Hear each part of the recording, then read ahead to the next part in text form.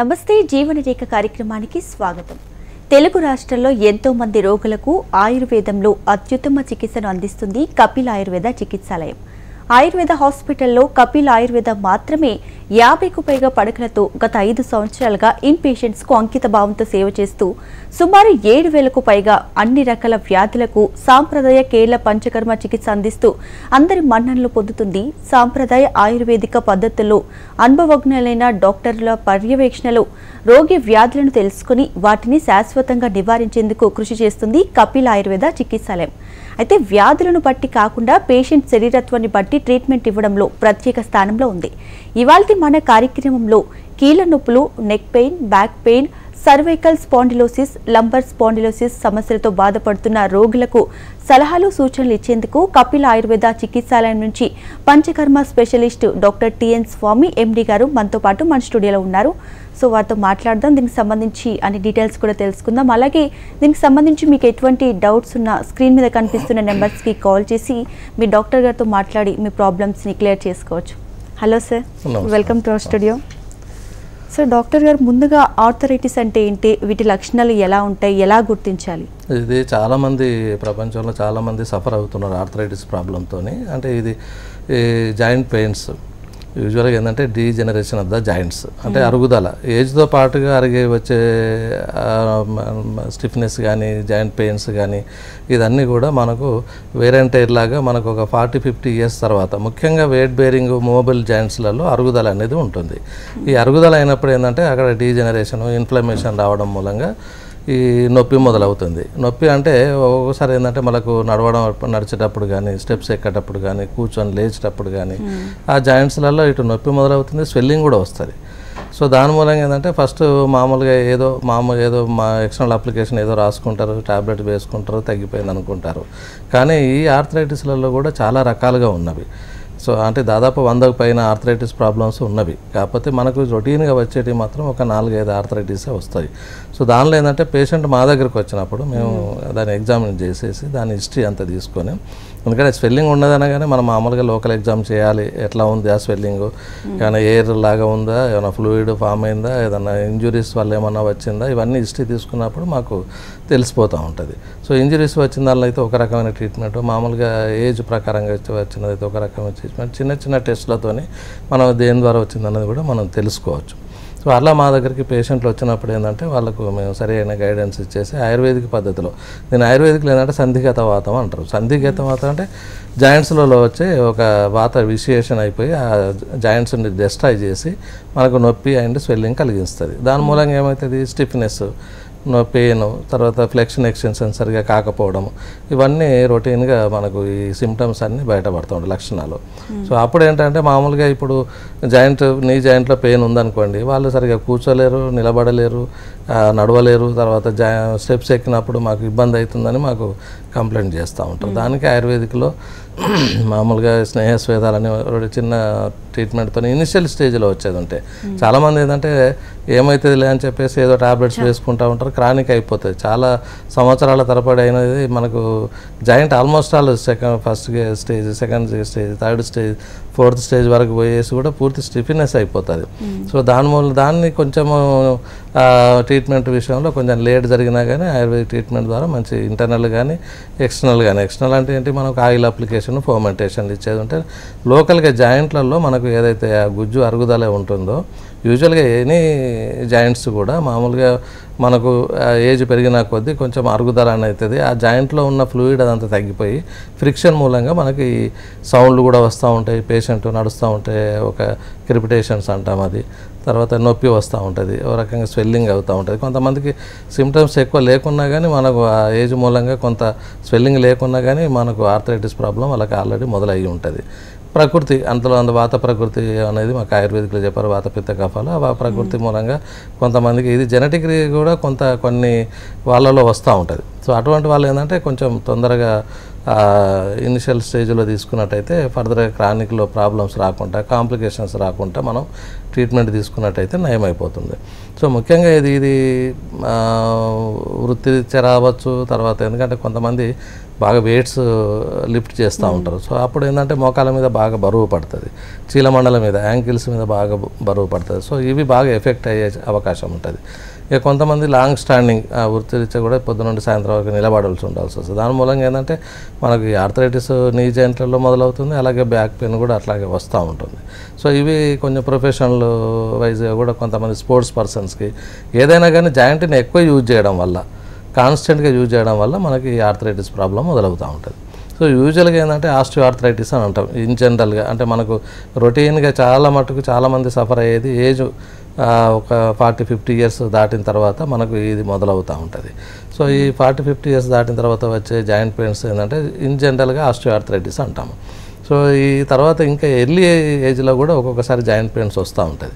దాన్ని మనం రొమటాయిడ్ ఆర్థరైటిస్గా తీసుకుంటాం. అంటే 30 ఇయర్స్ 25 ఇయర్స్లో అది ఆటో ఇమ్యూన్ డిసీజ్ అంటాం. ఆటో ఇమ్యూన్ డిసీజ్ అంటే మనకు ఏదైతే ఇమ్యూనిటీ ఉన్నదో అది మనకు రివర్స్గా పనిచేసి ఆ జాయింట్స్ని డిస్ట్రాయ్ చేస్తూ ఉంటుంది. జాయింట్స్లో ఉన్న పార్ట్స్, లిగమెంట్స్ కానీ సరౌండింగ్ పార్ట్స్ కానీ ఇదన్నీ కూడా అది ఆ ఇమ్యూనిటీ ఏంటంటే మనని యాక్చువల్గా అయితే మనకు ప్రొటెక్షన్ ఇవ్వాలి, కానీ ఇది జాయింట్ని ఆటోమేటిక్గానే మన ఇమ్యూనిటీ రివర్సల్ అయిపోయి దాన్ని డిస్ట్రాయ్ చేస్తూ ఉంటుంది. ఇది మనకు ఆర్ఏ ఫ్యాక్టర్ అని తర్వాత చిన్న చిన్న బ్లడ్ టెస్ట్లతో కానీ అది తెలిసిపోతూ ఉంటుంది. సో అది రొమటాయిడ్. అలాగే గౌటీ ఆర్థరైటిస్ అనేది కూడా ఒకటి ఉంటుంది. సో గౌటీ ఆర్థరైటిస్లో ఏమవుతుంది అంటే మనకు యూరిక్ యాసిడ్ లెవెల్ పెరుగుతుంది, అది రక్త పరీక్ష చేయిస్తే సరిపోతుంది. అయితే మా దగ్గరకు వచ్చినప్పుడు మేము అది హిస్టరీ తీసుకోవడం మూలంగా అసలు పెయిన్ అనేది ఎక్కడ స్టార్ట్ అయింది, ఎలా స్ప్రెడ్ అయింది, ఏ జాయింట్ వల్ల స్ప్రెడ్ అయింది, దాని మూలంగా మనం వెదర్ ఇట్ ఈస్ గౌటీ ఆర్థరైటిసా, రొమటాయిడ్ ఆర్థరైటిసా లేకపోతే ఆస్టియో ఆర్థరైటిస్ అనేది మేము చిన్న పరీక్షలు వాళ్ళకి ఏంటంటే మామూలుగా ఎక్స్రే తీసుకునే వస్తారు మా దగ్గరికి. ఇక ఫర్దర్గా ఇంకేమైనా టెస్టులు అనేవి ఉంటే మనకు స్కానింగ్ అనేది లోకల్గా చేసి మనం డయాగ్నోసిస్ చేసుకోవచ్చు. అంటే అరుగుదల అనేది ఎంత సివియర్గా ఉన్నది, ఏ స్టేజ్లో ఉన్నది, ఇదన్నీ కూడా మనకు ఈ రక్త పరీక్ష చేయడం మూలంగా అంటే మనకు రొమటాయిడ్ ఆర్థరైటిస్. ఎందుకంటే ట్రీట్మెంట్ విషయంలో కొంచెం డిఫర్ అవుతుంది, ఎందుకంటే అన్నిటికీ ఒకే రకమైన ట్రీట్మెంట్ ఉండదు. ఆస్టియో ఆర్థరైటిస్ అయితే ఒక రకమైన ట్రీట్మెంట్. ఇప్పుడు సపోజ్ ఆర్థరైటిస్తో వచ్చాడు, చాలా మోకాలు నొప్పులో ఉన్నవి, దానికి మేము మామూలుగా స్నేహస్వేదాలు చేస్తాము. తర్వాత జానువస్తి అనేది ఒక స్పెషల్ ప్రొసీజర్ ఉంటుంది, అది చేస్తాము. తర్వాత మామూలుగా ఇంటర్నల్గా క్లీనింగ్ పర్పస్లో మేము వస్తికర్మ అనేది ఒకటి మెడికేటెడ్ ఎన్మా ఇస్తాము. దాని మూలంగా ఏంటంటే వాత దోషం అంతా కూడా మనకి ఎలిమినేట్ అయిపోతుంది, పాత టాక్సిన్స్ అన్నీ కూడా ఎలిమినేట్ అయిపోతుంది. సో ఇనిషియల్ స్టేజ్లో తర్వాత కొద్దిగా జెనెటిక్ ఉన్న వాళ్ళల్లో కొంతమంది ఒబేస్ ఆల్మోస్ట్ వాళ్ళు 20 ఇయర్స్ నుండే వాళ్ళు వెయిట్ ఎక్కువ ఉంటారు కొంతమంది. సో వాళ్ళకు తొందరగా వచ్చే అవకాశం ఉంటుంది. కాబట్టి వాళ్ళు ఏంటంటే ప్రికాషన్గా డాక్టర్ని కన్సల్ట్ కావాలి. కొంచెం బాడీని మనము వెయిట్ తగ్గించుకునే ప్రొసీజర్స్ కానీ లేకపోతే వాళ్ళకి డైట్ విషయంలో కానీ ఎక్సర్సైజ్ విషయంలో కానీ ఇవన్నీ మేము వాళ్ళకు కౌన్సిలింగ్ ఇచ్చి చెప్తాము. దాని మూలంగా ఏంటంటే కొంతవరకు వాళ్ళు పోస్ట్పోన్ చేసుకోవచ్చు ఎర్లీగా రాకుండా, జెనెటిక్ ప్రాబ్లం ఉన్నవాళ్ళు. ఎందుకంటే కొంతమంది ఒబేసిటీ ఇంట్లో వాళ్ళ ఫ్యామిలీ మెంబర్స్ అందరూ కూడా వాళ్ళే చెప్తారు మేమంతా హెవీ పర్సనాలిటీ ఉంటాము, వెయిట్ ఎక్కువ ఉంటామని. దాని మూలంగా వెయిట్ బేరింగ్ జాయింట్స్ కాబట్టి మామూలుగా నీ జాయింట్స్ కానీ యాంకిల్ జాయింట్స్ కానీ హ్యాండ్స్లలో కానీ షోల్డర్లో కానీ ఇవాళ చాలామంది సఫర్ అవుతూ ఉన్నారు ఈ బోన్స్లో పెయిన్స్ రావడం మూలంగా కానీ. సో ఇది మాకు రొటీన్గా మా దగ్గరికి వచ్చిన వాళ్ళకి ఏంటంటే కపిల్ చికిత్సాలయంలో ఈవెన్ ఇన్ పేషెంట్ ఫెసిలిటీ ఉంది కాబట్టి అవసరమైతే దూరం నుండి వచ్చిన వాళ్ళకు 1 వీక్ మేము అడ్మిట్ చేసుకొని వాళ్ళకి రొటీన్ ట్రీట్మెంట్స్ మామూలుగా ఇస్తూ ఉంటాం. చాలా మటుకు తగ్గిపోయి వెళ్ళిపోతూ ఉంటారు. అలాగే గౌట్ ఆర్థరైటిస్ కానీ రొమటాయిడ్ ఆర్థరైటిస్ కానీ వీటి కొంచెం డిఫరెంట్గా ఉంటాయి, అన్నిటికీ ఒకే తరిగా ఉండదు. ఎందుకంటే దానికి ఆమపాచనంగా మామూలుగా కొన్ని డ్రగ్స్ ఇచ్చాము. తర్వాత ఫర్మెంటేషన్ ఆయిల్ విషయంలో కూడా కొంచెం జాగ్రత్త తీసుకొని ఏ ఆయిల్స్ వాడాలి, ఎందుకంటే అన్నీ కూడా పంచకర్మకు ఇండికేషన్గా ఉండవు. సో అది ఏంటంటే క్వాలిఫైడ్ డాక్టర్ దగ్గరికి, అది వేరే దగ్గరికి పోయి కొంతమంది మసాజ్ చేయించుకుంటారు మాకు ఎక్కువ అయిపోయింది అని కంప్లైంట్స్ కూడా ఉంటాయి. అట్లా కాకుండా ఏంటంటే క్వాలిఫైడ్ డాక్టర్ దగ్గరికి ఒక మంచి సెంటర్కి వెళ్ళేసి ఆ డయాగ్నోస్ చేసుకొని ఆ తర్వాత ట్రీట్మెంట్ తీసుకున్నట్టే తప్పకుండా తగ్గిపోతుంది. ఇవంతా చెప్పండి. ఇదంతా కూడా ఆర్థరైటిస్లో ఈ భాగంగా ఉంటుంది. దీనికి కొంచెం మనం చిన్న జాగ్రత్తలు తీసుకున్నట్టయితే మనం రాకుండా కూడా కొంతవరకు ప్రివెంట్ చేసుకోవచ్చు. అంటే ఒకటి వెయిట్ మేనేజ్మెంట్ అనేది ఒకటి, తర్వాత మామూలుగా ఇప్పుడు లైఫ్ స్టైల్ డిజార్డర్స్లలో బాగా ఏదైతే జంక్ ఫుడ్ తీసుకోవడం కానీ ఇట్లాంటివి కొంచెం అవాయిడ్ చేయడం, ఆల్కహాల్ కానీ స్మోకింగ్ కానీ ఇవి అవాయిడ్ చేయడం మూలంగా కొంతవరకు మనం పోస్ట్పోన్ చేసుకోవచ్చు, త్వరలో ఎర్లీగా రాకుండా ఉండడానికి కొరకు. అట్లాగే కొంచెం వెయిట్ బాగా లిఫ్ట్ చేసే వాళ్ళు కూడా కొంతవరకు వాళ్ళు ఎంతవరకు చేయాలి, ఎందుకంటే వెయిట్ లిఫ్ట్ చేయడం వల్ల ఒక జాయింట్ పెయిన్స్ కాకుండా మీకు స్పైన్ ప్రాబ్లం కూడా మొదలవుతుంది వాళ్ళకు, ఎందుకంటే స్పైన్ మీద దాని ఎఫెక్ట్ పడుతూ ఉంటుంది కాబట్టి. సో ఇది కాకుండా ఏంటంటే ఇప్పుడు మా దగ్గరకు వచ్చే పేషెంట్లలో ఇప్పుడు మీరు చెప్పినట్టుగా స్పాండిలోసిస్ కేసెస్ ఎక్కువ వస్తూ ఉంటుంది. ఈ స్పాండిలోసిస్ అంటే చాలామంది కూడా ఇప్పుడు దాన్ని ఏమంటారు, మామూలుగా నెక్ రీజన్లో వచ్చిన పెయిన్ ఉంటుంది, స్టిఫ్నెస్ ఉంటుంది, మెడ తిరగనీయకుండా ఈవెన్ గిడ్డినెస్ ఉంటుంటుంది. ఇవన్నీ కూడా ఏంటంటే వర్టెబ్రాలు ఎఫెక్ట్ కావడం. ఇది కూడా ఒక రకమైన ఆర్థరైటిస్. ఈ స్పైన్లో కూడా మనకు వర్టెబ్రా అనే బోన్స్ ఉంటాయి కాబట్టి ఏజ్తో మూలంగా వచ్చేటివి కొన్ని ఉంటాయి, తర్వాత ఎర్లీగా స్టేజ్గా వచ్చేటివి కొన్ని ఉంటాయి. ఏజ్ మూలంగా వేర్ అండ్ టేర్గా మనకు వర్టెబ్రా కూడా 20 years 30 years ఉన్నప్పుడు అంత బలంగా ఉండకుండా ఏజ్ పెరిగినా కొద్దీ 50-60 వచ్చేసరికి కొంతవరకు డిహైడ్రేట్ అయ్యి ష్రింక్ అవుతూ ఉంటుంది వర్టెబ్రా కూడా. అందుకని చాలామంది ఏజ్ ఎక్కువైన వాళ్ళకు కొంతమంది వంగిపోతూ ఉంటారు, కొంతమంది ఒక సైడ్కి వంగుతూ ఉంటారు. సో ఇవన్నీ కూడా ఏంటంటే వర్టెబ్రా స్ట్రేట్గా ఉండదు, ఎంగేజ్లో ఉన్నంత స్ట్రేట్గా స్ట్రాంగ్గా వర్టెబ్రా ఉండదు. కాకపోతే ఏంటంటే దాన్ని మనం యూజ్ చేసుకునే విధానాన్ని బట్టి కూడా ఉంటుంది. ఎందుకంటే ఇవాళ రేపు సెల్ ఫోన్స్ కానీ సిస్టమ్స్ కానీ అదే పనిగా మనం నెక్ను బాగా స్ట్రెయిన్ చేసి అట్లాగే గంటల తరబడి ఉన్నట్లయితే తప్పకుండా అక్కడ అరుగుదల మొదలవుతుంది, పెయిన్స్ మొదలవుతాయి, అలాగే డిస్క్ ప్రొలాప్స్ అవుతూ ఉంటాయి, రాడికులోపతి వస్తూ ఉంటుంది. రాడికులోపతి కండిషన్ ఏంటంటే ఏదైతే ఇప్పుడు స్పైన్ నుండి మనకు స్పైనల్ కార్డు వెళ్తూ ఉంటుంది, దాని నుండి అన్నీ కూడా ఒక దాని కేబుల్ వైర్స్ లాగా అన్ని నర్వ్స్ అన్నీ కూడా వెళ్తూ ఉంటాయి.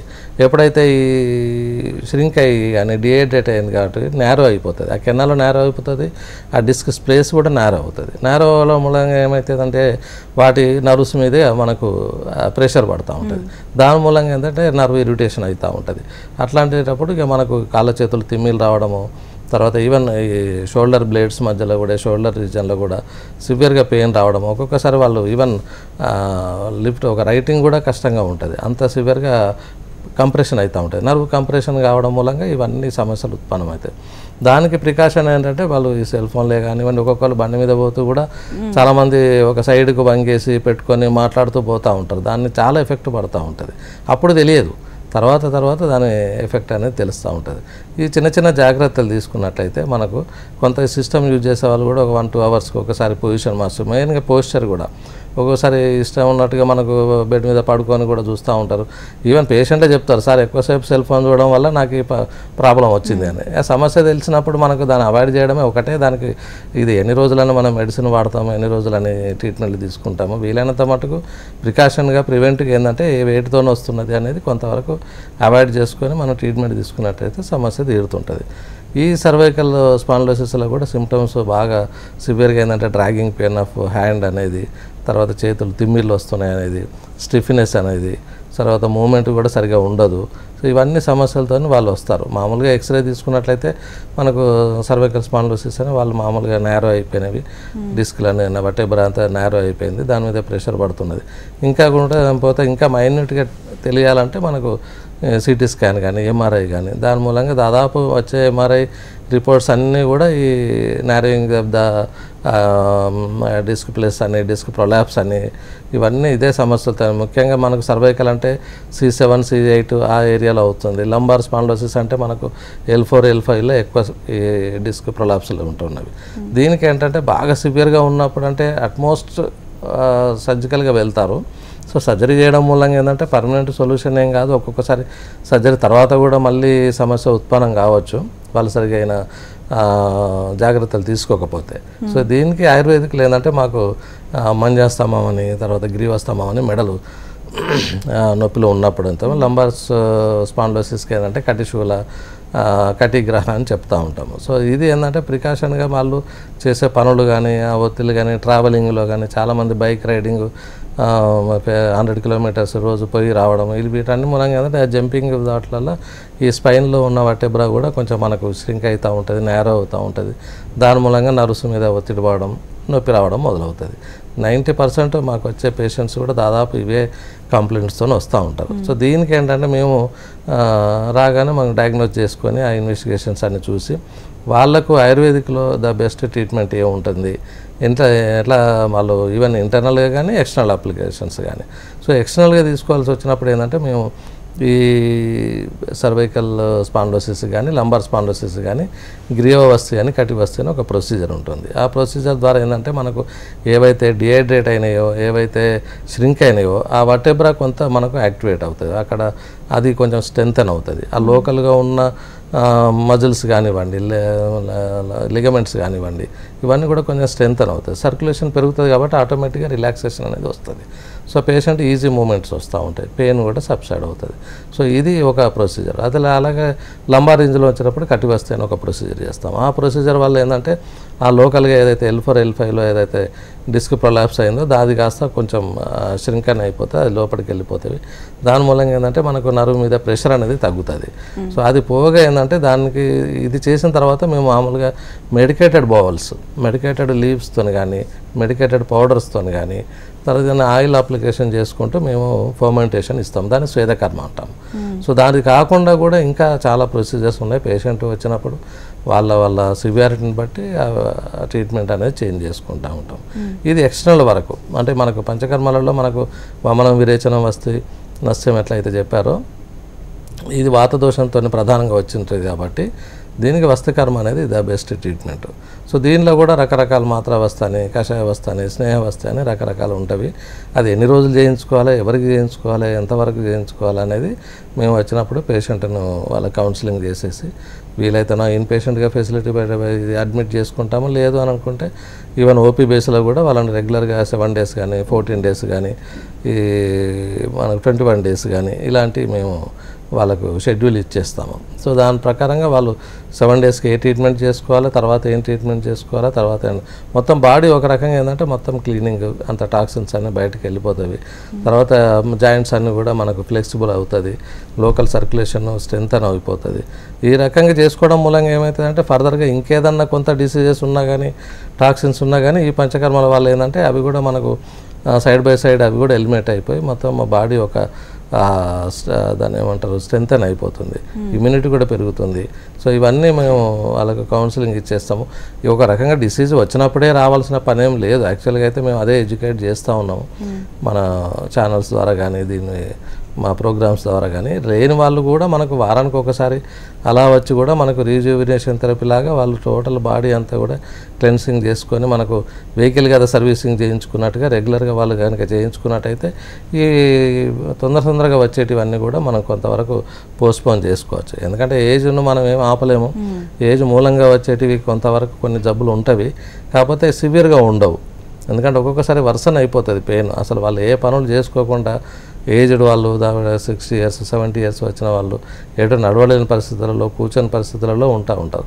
ఇది మధ్యలో మనకు ఈ ట్రీట్మెంట్స్ కనుక ఇది ఎందుకంటే ఆయుర్వేదిక్లో ఎప్పుడో చెప్పారు, చాలా కాలం క్రితమే మనం ఏ దినచర్య అని, ఋతుచర్య అని, ఏ టైంలో ఏం తీసుకోవాలనేది. ఎందుకంటే జీవన శైలి ఇప్పుడు ఇది అంటే జీవన శైలి ఉన్నది కాబట్టి కంప్లీట్గా మనం ఫాలో అవుతూ ఉండాలి. లైఫ్ స్టైల్ డిజార్డర్స్ పొద్దున్న లేస్తే మనం ఉరుకుల పరుగుల జీవితమే ఉన్నది కాబట్టి వీళ్ళని చిన్న జాగ్రత్తలు తీసుకుంటే అంత ఇబ్బంది పడకుండా ఉంటారు. సో బేసిక్గా మరి ఈ ఆర్థరైటిస్ అలాగే స్పాండిలోసిస్ ఈ పేషెంట్స్ ఎలాంటి ఫుడ్స్కి దూరంగా ఉండాలంటారు, ఎలాంటి వ్యాయామాలు చేయాలంటారు? ఇది రెగ్యులర్గా మేము వచ్చినప్పుడు కౌన్సిలింగ్ ఇస్తూ ఉంటాం. అంటే ఒక రకంగా వాళ్ళకు ఏదైనా బీపీ, షుగరు వాటితో వచ్చేది ఉంటే వాటిని మేము అదే డైట్ ఫాలో ఉంటాం. అంటే స్వీట్స్ తీసుకోపోవడం కానీ, తర్వాత కొంచెం సాల్ట్ తగ్గించుకోవడం అని, కారం తగ్గించుకోవడం అని. బీపీ షుగర్ ఉన్న వాళ్ళకు అదొక రకమైన షెడ్యూల్ ఇస్తాము. కొంతమంది ఏంటంటే ఒబేసిటీ, కొంచెం వెయిట్ ఎక్కువ ఉన్న వాళ్ళు వస్తారు. సో దానికి ఏంటంటే మీరు ఎక్కువ ఫైబర్ ఫుడ్, యూజువల్గా అయితే మేము చెప్పేది అందరికీ కూడా నాన్ వెజిటేరియన్ వీలైనంత మటుకు తగ్గించుకోండి అని చెప్పేది. ఎక్కువగా వెజిటేరియన్ ఫుడ్, దట్టు బయట ఫుడ్ అవాయిడ్ చేయమని చెప్పేది. దానివల్ల కూడా కొన్ని సమస్యలు వస్తూ ఉన్నవి ఈ జంక్ ఫుడ్తోని. అందుకని ఇది యూజువల్గా ఏంటంటే మేము ఫైబర్ ఫుడ్ ఎక్కువ తీసుకోవడం, వాటర్ ఎక్కువ, ఎందుకంటే ఓల్డ్ ఏజ్లో ఏంటంటే డిహైడ్రేషన్ ప్రాబ్లం ఉంటుంది కాబట్టి వాటర్ ఎక్కువ కన్జ్యూమ్ చేయమని చెప్తాము. అట్లాగే మిగతా చిన్న రెగ్యులర్ వాకింగ్ ఎంత వీలైతే అంత ఒక 40-45 minutes రెగ్యులర్ వాకింగ్ ఒకటి చేసుకోమని చెప్తాము.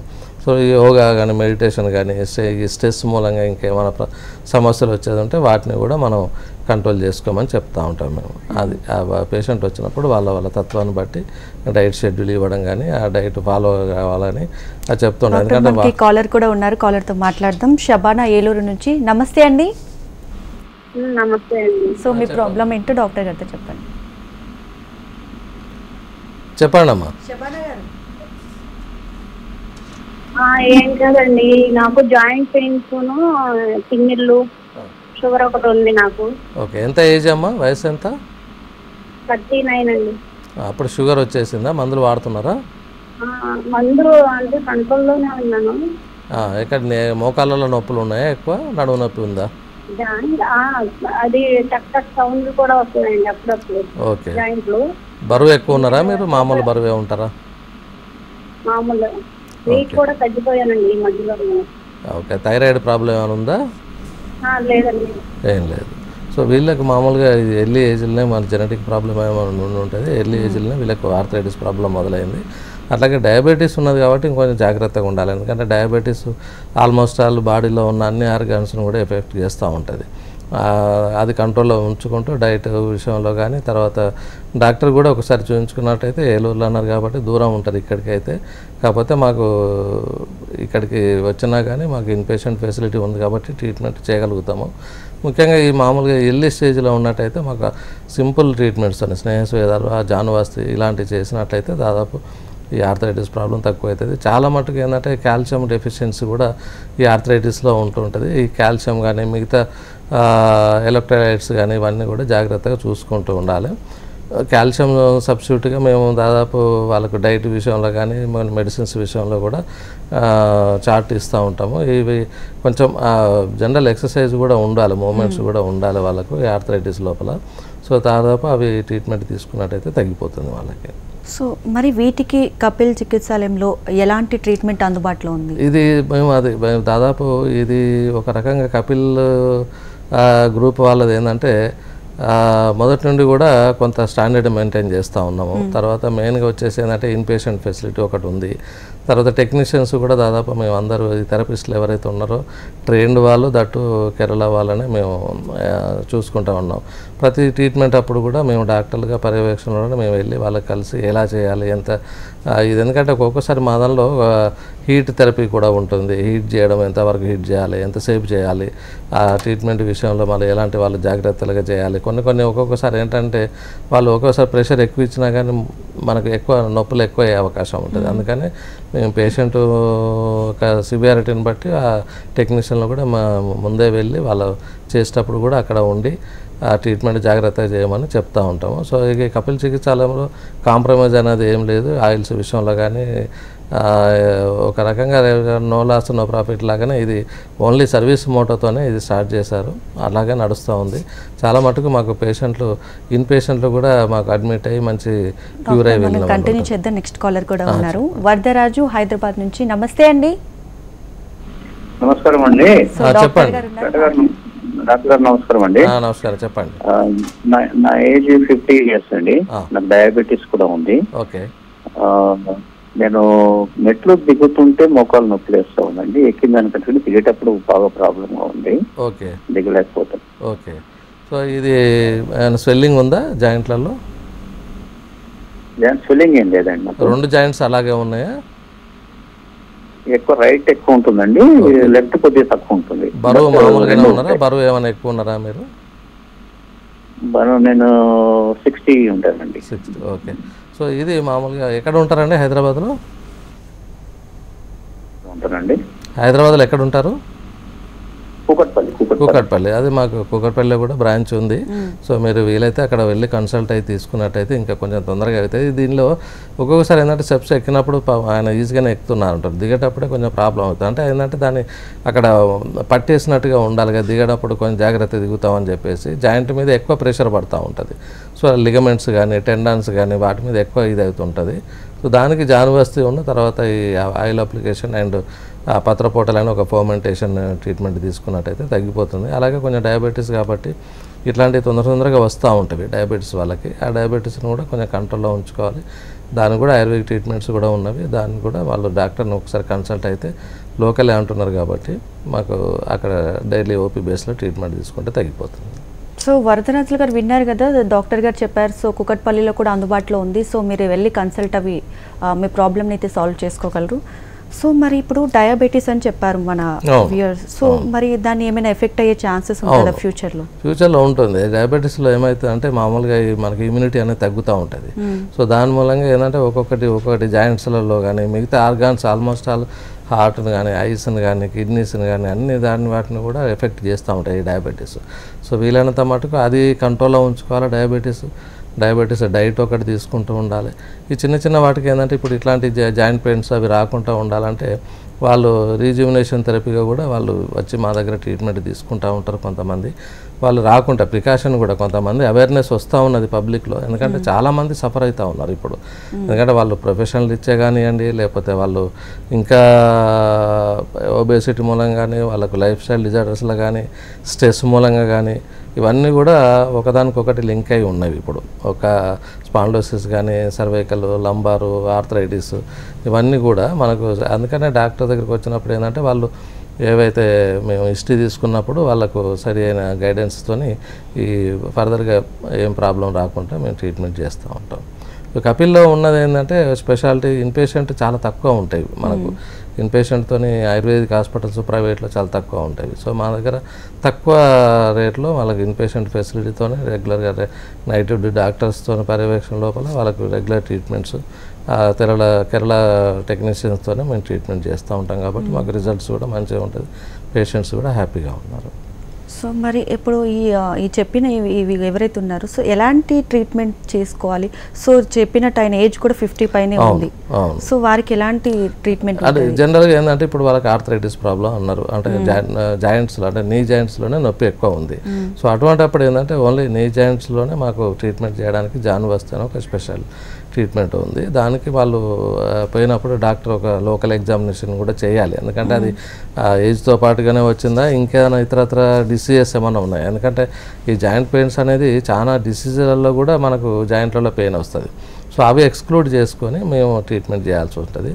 వాళ్ళకు జానువస్తు అనేది ఒకటి. తర్వాత లోకల్ ఫర్మెంటేషన్ ఆయిల్ అప్లై చేసిన తర్వాత మనకు ఫర్మెంటేషన్ చేసినట్టయితే స్వేదకర్మ ఫర్మెంటేషన్. ఆ ఫర్మెంటేషన్లో కూడా రకరకాలు ఉన్నాయి. మామూలుగా స్టీమ్ ఇచ్చేది ఉంటుంది, లేదంటే మనకు మెడికేటెడ్ లీవ్స్తోని బౌల్స్తోని మనకు ఫర్మెంటేషన్ చేసేది ఉంటుంది. తర్వాత పౌడర్స్తోని కూడా ఫర్మెంటేషన్ చేసేది ఉంటుంది.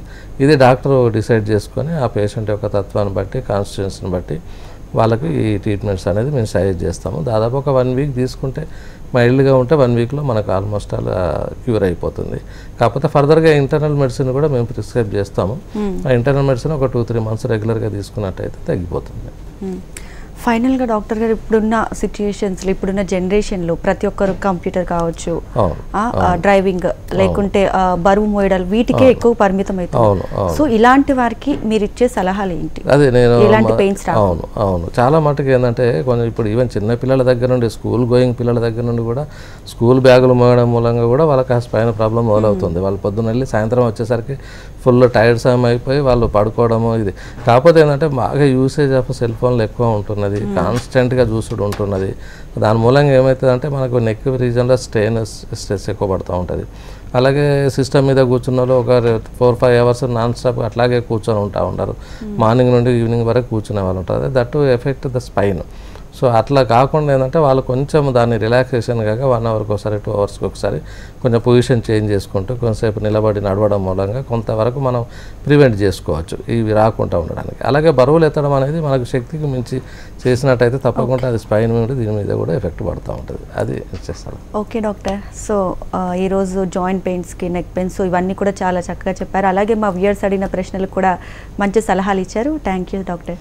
ఓకే. ఇది వాళ్ళ జీవనరేఖ. నమస్తే.